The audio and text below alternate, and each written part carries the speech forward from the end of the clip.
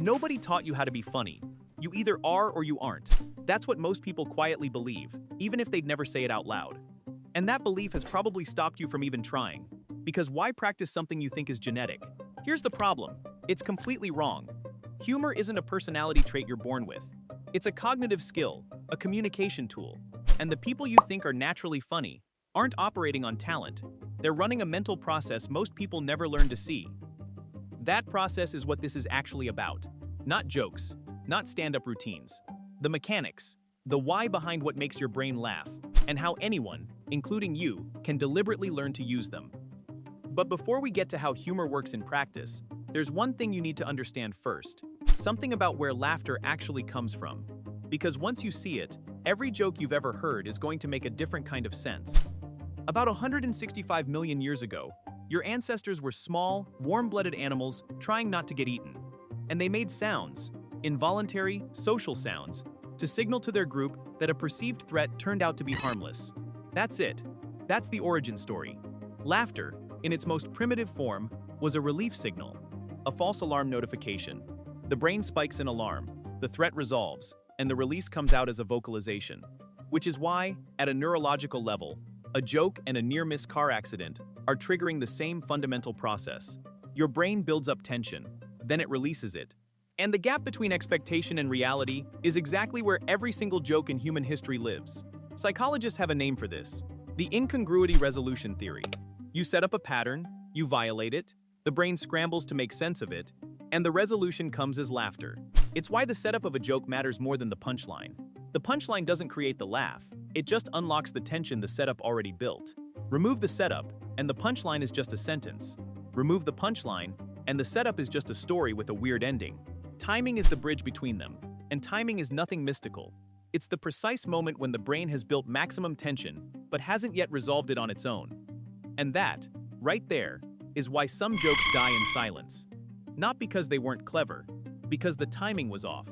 The brain already got there, or couldn't get there fast enough, and the resolution window closed. Comedy is basically a race condition inside your own head. Now here's where it gets interesting. Because knowing that jokes are just incongruity plus resolution doesn't explain why the same joke destroys one room and flatlines in another. And this is where most people who try to get funnier get completely lost. They focus on the content of the joke. What they should be studying is the context around it. Context isn't background noise, it's load-bearing. The exact same sentence, word for word, identical, lands as hilarious in one situation and lands as profoundly weird in another. A well-timed one-liner in a tense meeting gets remembered for years. The same line in a job interview gets you walked out. The content didn't change. The social contract did. Which means humor isn't just a cognitive event, it's a relational one. The brain isn't just asking, is this incongruous? It's asking, is it safe to laugh here? And with whom? That safety question is where the different types of humor split apart, and they're not interchangeable. Affiliative humor is the social glue version, the kind that includes everyone in the room, that says, we're all in this together. It's why office small talk defaults to complaining about the weather or the Wi-Fi. Nobody's excluded. Nobody's a target. The tension is external. The resolution is shared. And the laugh signals group cohesion. Evolutionary biologists actually track this back to grooming behavior in primates. Humor replaced physical grooming as a way to bond larger social groups, which, honestly, explains a lot about why some people treat morning stand-up meetings the way others treat a spa. Self-deprecating humor works on a completely different mechanism. When you make yourself the target, you do two things simultaneously. You lower the social stakes for everyone else, and you signal confidence, because only someone secure enough in their position can afford to make themselves look bad. That's the paradox. The person who mocks themselves in the right context doesn't appear weak. They appear untouchable. I still remember the first time I deliberately used that. A room full of people I was trying to impress. A joke entirely at my own expense about having spent 45 minutes formatting a spreadsheet that nobody ever opened. And the shift in the room was immediate. Not because the joke was clever, because it was honest. So why does this matter to you? Because most people default to one type of humor and never question it. The guy who does sardonic observational humor at every family dinner, then wonders why his coworkers think he's cold. The person who's hilarious in text but stiff in person, because written humor operates on cognitive delay, and spoken humor runs on presence. Different delivery channel, completely different timing physics. And timing itself, we need to talk about that properly. Because timing is everything, is one of those pieces of advice that sounds profound, and means absolutely nothing without the mechanism behind it. Timing is the gap between when the brain arrives at a resolution and when you deliver it. That's the whole secret. A great comedian doesn't rush to fill silence. They let the silence do the compression work, build the pressure, and then release it at the exact moment the audience is 1/2 second from figuring it out themselves. Too early, and the joke feels obvious.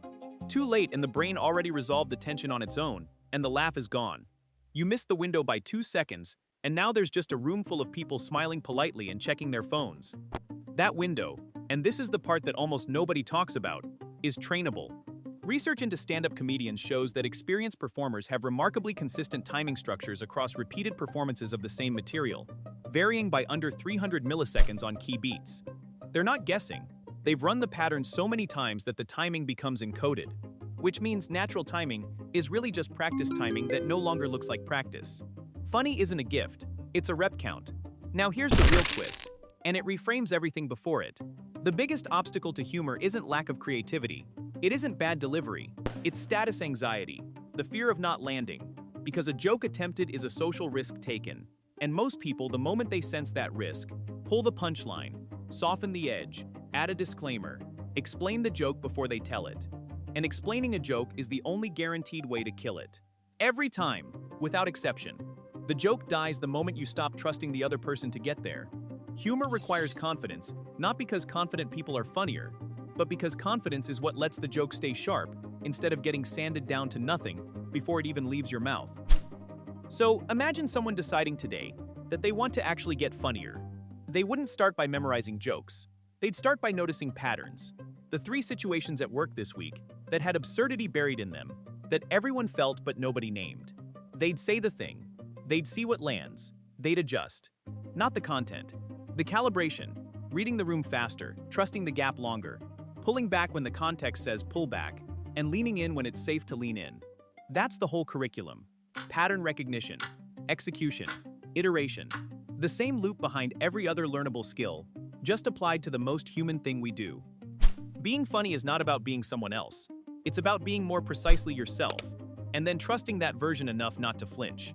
And that next layer, learning which specific style of humor maps to which version of you, is its own conversation worth having.